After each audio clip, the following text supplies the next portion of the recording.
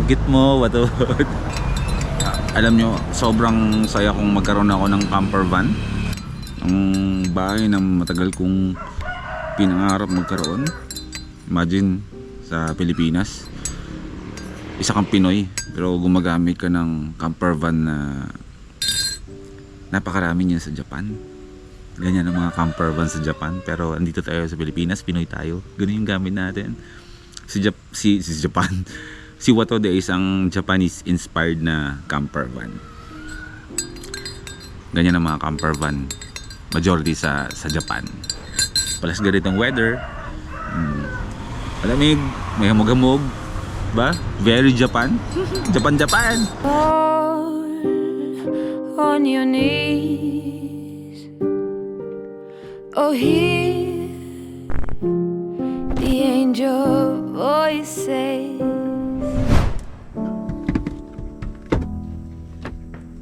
December 24, 7 a.m. Kailangan ko nang umuwi. Pero hindi kayo nainitan sa loob ng van? Hindi naman. Naalala ko kagabi, baka kasabi ko, baka feeling nyo kasi pag first time matutulog sa loob ng kama. Parang suffocating, hindi. Nag-enjoy sila. Hindi ko alam. Meron akong palaging separation anxiety sa mga taong nakakahalubilo ko o nakakasama ko na matagal. Yung feeling na parang hindi na kami magkikita ulit. Pero magkikita tayo ulit. Habang umaabante na ako pa uwi, maraming realizations. Maraming tanong sa sarili. Ano nga ba talaga ang purpose kung bakit ako nag-vlog?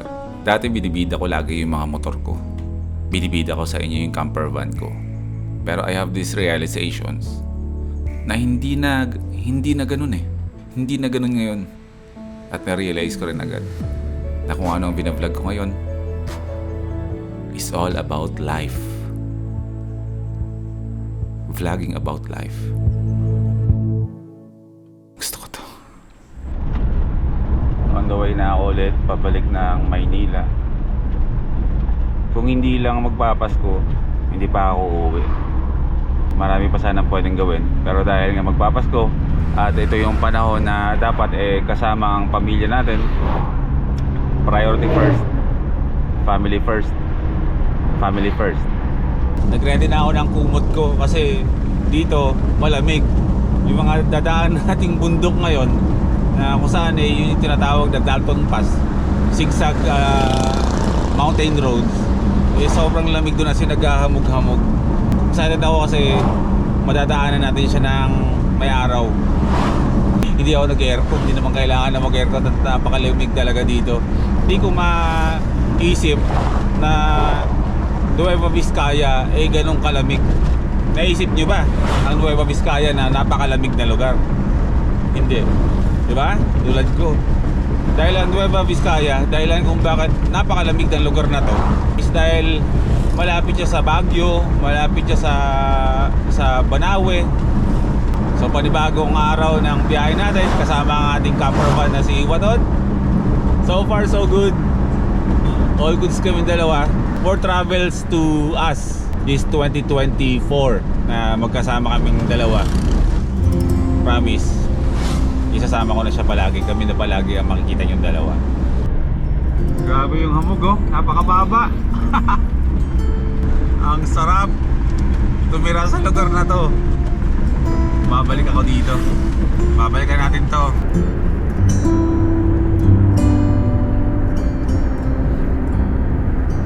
Sana meron tayong mahinto ang kape mamaya, since may idea naman tayo na may mga brewed coffee dito, may mga local coffee na tinatawag or native coffee. Pag-akit natin ang kabundukan. Papasok na tayo ng Dalton Pass. Ay, moment of truth. Kakayanan ba ni Watod ang Dalton Pass? Kung dumaan tayo dito, more on pababa, matatarik na pababa. Ngayon naman, puro akyati naman to. 70% ng dadaanan natin ngayon is puro ahonan talaga. Watod, kakayanin mo to, ha? Hindi po pwedeng hindi. Tiwala lang, kaya yan. Magkakapi tayo, Watod, sa taas. Siguro nagkataon lang na sa mga oras na to is walang kasabayan sa akyatin. Kasi nung dumaan ako ng gabi dito, yung pababa, halos siguro talagang usad, pagong talaga. As in, lahat ng mga truck, harapan at likuran ko is puro truck talaga yun. Ngayon, pabalik, medyo maaluwan ang kalsada. Medyo wala tayong kasabayan na umaakyat. Kaya pwede tayong bumelo. Sana hanggang taas, hanggang sa makarating tayo doon sa pinaka dulo ng puro ahon na to. Ganito, wala tayong kasabayan sa harapan at saka sa likuran ko. Medyo nakakapraning kasi yung nagdadrive ka dito. Harapan mo napakalaking truck, sa likuran mo napakalaking truck. Yung mga tipong kubit ka lang sa paningin nila, ganun lang. Ayan o yung mga pababa, sunod-sunod yung mga sasakyan, yung mga pauwi siguro ng Nueva. Solo natin yung paakyat, kaya meron tayong arangkada. Ito. Baka meron kape dito. Stop over muna tayo dito. Tama ba itong parking ko? Te, may coffee po kayo sinaserve? Meron po? Ay, sige po. Dahil meron pa ako maraming stickers dito, magdidikit tayo doon. Nakita niya na alam na tago ko pa. Mamaya, chichirya habang nagdodrive para hindi antokin. Magdidikit tayo ng ating sticker para masabi rin pag may nakakita na napunta na dito si Boy First Time, ang nababansagang tiwalag na motovlogger. Tagmumotor pa rin naman ako Uy, si Lakay, kaibigan ko to. Lakay, anong ginagawa mo dito? Sinong kasama mo na pumunta ka dito? Joke lang. Yun lang ang kilala ko sa sobrang daming stickers niya. Oh, holy night, the stars brightly shining. It's the night of the dear Savior's birth. Ang tindi ng kawig. Kita niya sa likod ko, hamog-hamog. Anong oras? 8, mag-8 ng umaga. Wala pa tayo sa kalahati ng Dalton Pass. Kasi ang Dalton Pass, halos 2 oras yun na wala kang ginawa kundi baliko ng manibela mo. Puro maraming nahihilo dito, especially yung mga nagbabas. Daming nagsusuka-suka daw sa loob ng bus kapag dumadaan dito. Pero pag minotor nyo to, masarap motorin to. Siyempre masarap din daanan ng ating camper van. Pero mag-ingat kayo, hindi dahil sa kalsada, dahil sa mga kasalubong nyo. Kasi ang mga drivers dito, hindi ko alam kung bakit nila ginagawa yun ultimong solid double lane, sobrang kurbada, nag-overtakean sila. So wala tayong magagawa doon. Hindi kaya ni Boy First Time baguhin ang kanyang klaseng pagdadrive ng mga driver dito. Mag-ingat tayo, wag lang didikit. Wag kayong didikit sa likuran ng mga truck. Wag nyong hahayaan na mayroong truck sa likuran nyo. Maging defensive driver tayo. So, magkakape muna ako. Enjoyin ko. Meron akong 6 na oras para bumiyahe hanggang makauwi ng Bulacan. Magkakape muna tayo dito. Native coffee. Let's go. Fall on your knees. Hindi pwedeng hindi natin hintuan yung ganitong klaseng klima. Masarap mag van life sa malamig na lugar. Sarap naman ang view ko. Mas masarap panoorin yung vlog ng ganito na realistic, no? Saringin nyo, sabihin nyo sa akin, more of like this na parang may mundo tayo lang. Sabihin nyo sa akin, parang bumalik ako sa sarili na naman ako mundo.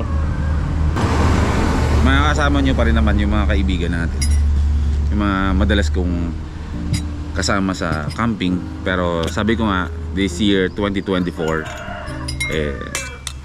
back to Boy P and Watod tayo.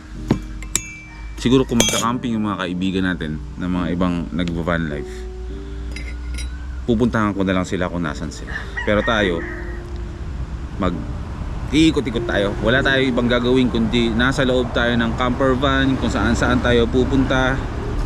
Iikot ang buhay natin sa pag-iikot sa loob, or gamit natin si Watod simula ngayon. Oh my god, ang bango ng kape.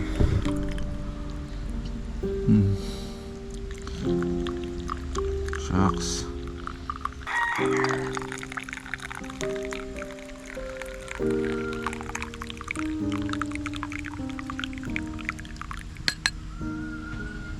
Yan ang kape. Ay, ba't naglalagay ako ng asukal?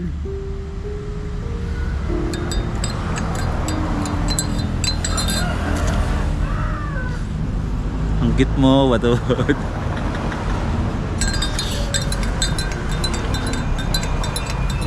Alam nyo, sobrang saya kong magkaroon ako ng camper van.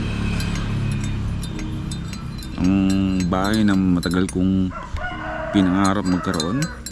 Imagine, sa Pilipinas, isa kang Pinoy pero gumagamit ka ng camper van na napakarami niyan sa Japan.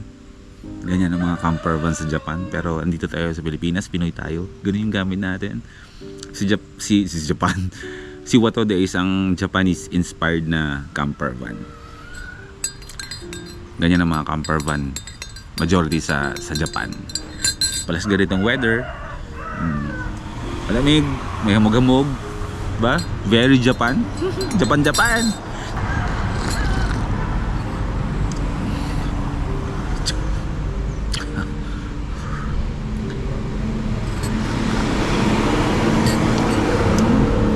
Ragasaan yung mga truck, oh. Truck, bus, pampasahero, fruits and vegetable dealer trucks, mga nagmumotor, halo-halo. Please mag-ingat kayo kapag dumadaan kayo dito.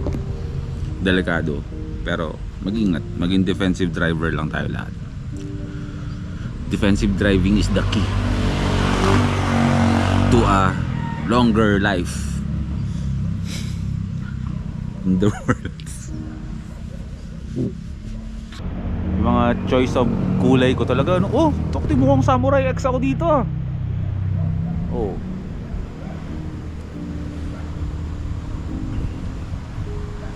Pansin nyo yung mga favorite kulay ko. Kakulay ng Earth. Mahilig ako sa Earth colors. Wala lang. Kwento ko lang. Wala lang akong masabi. Enjoy na lang natin itong view na pinagkaloob sa atin ng may kapal. Hindi ko ma-imagine na hindi ko kailangan pumunta ng Baguio. Hindi ko kailangan pumunta ng Cordilleras, o parte yata ng Cordilleras to, ang alam ko. Ng matataas na bundukan doon. Sakto lang kasi hindi kayang akitin ng camper van natin yung mga lugar na ganun, eh. So mayroon pala dito na Nueva Vizcaya na dadaan ka sa boundary ng Ifugao.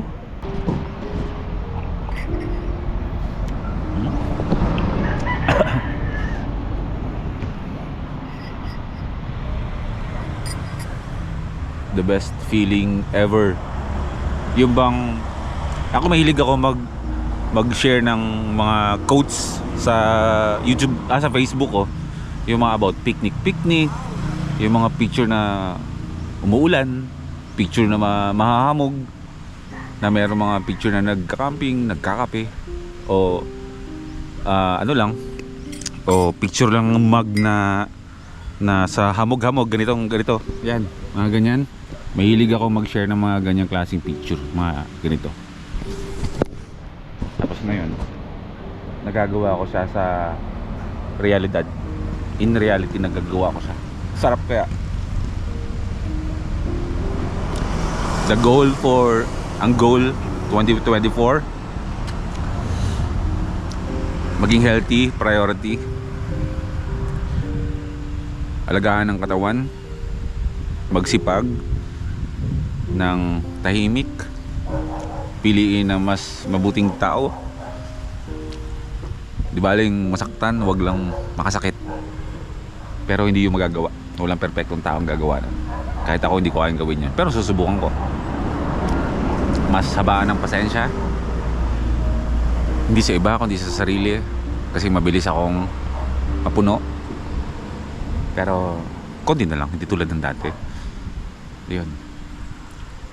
At piliing laging kalmado sa kahit anumang sitwasyon.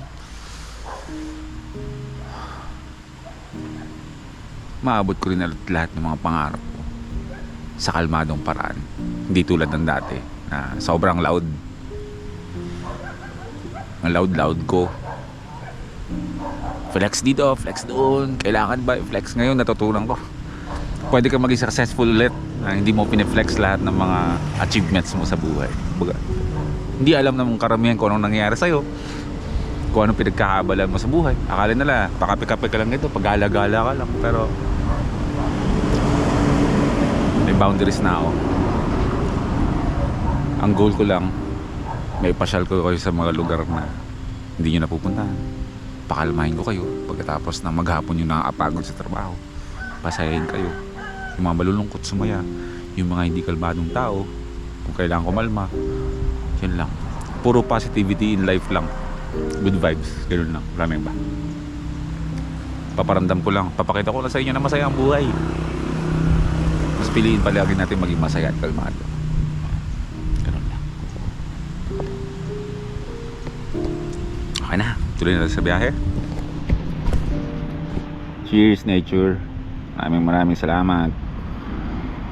Life is good tayo dito Masya, magbayad na tayo. Baka magkalimutan pa. Kung pwede lang mag-overnight dito. Ang sarap talaga, ang lamig. Whew. Solve na solve tayo sa kape Bigla akong inantok. Weirdo. Pagkatapos magkape aantokin. Iba tama ng kape sa akin mga bro. Iba.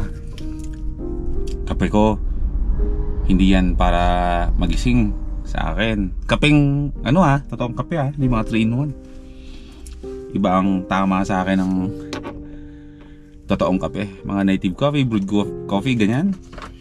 Kapag naantok ako, pampagising ko kape.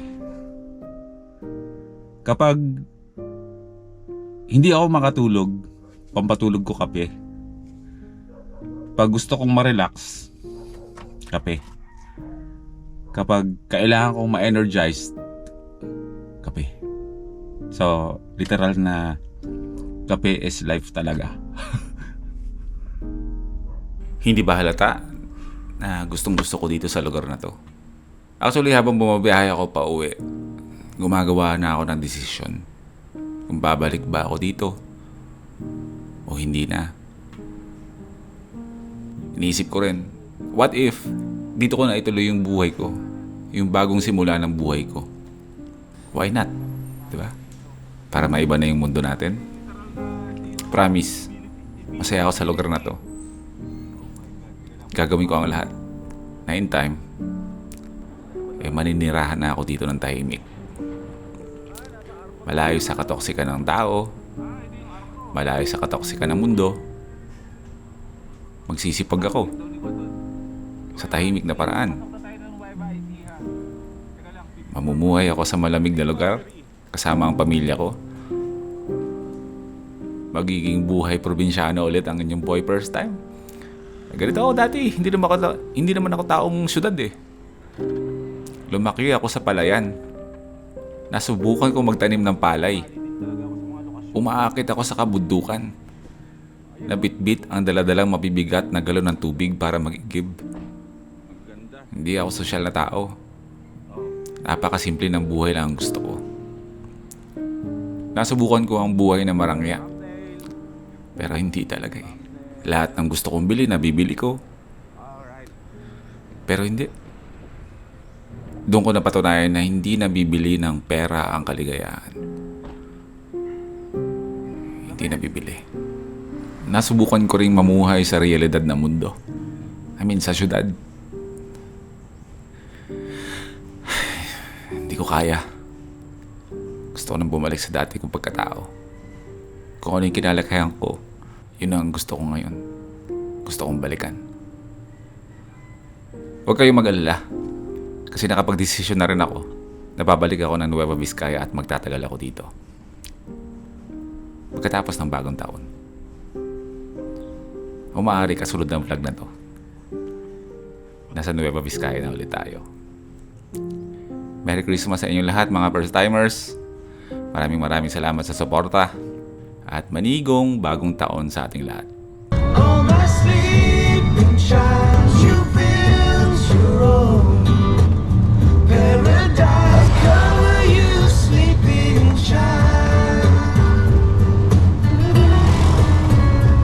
I've been a stranger to this feeling, never felt so high. Won't even care if you and I come crashing down tonight. I'll let it hit me. It feels different whenever you're around. If I'm blue again tomorrow, that's alright. 'Cause I'm so damn happy now.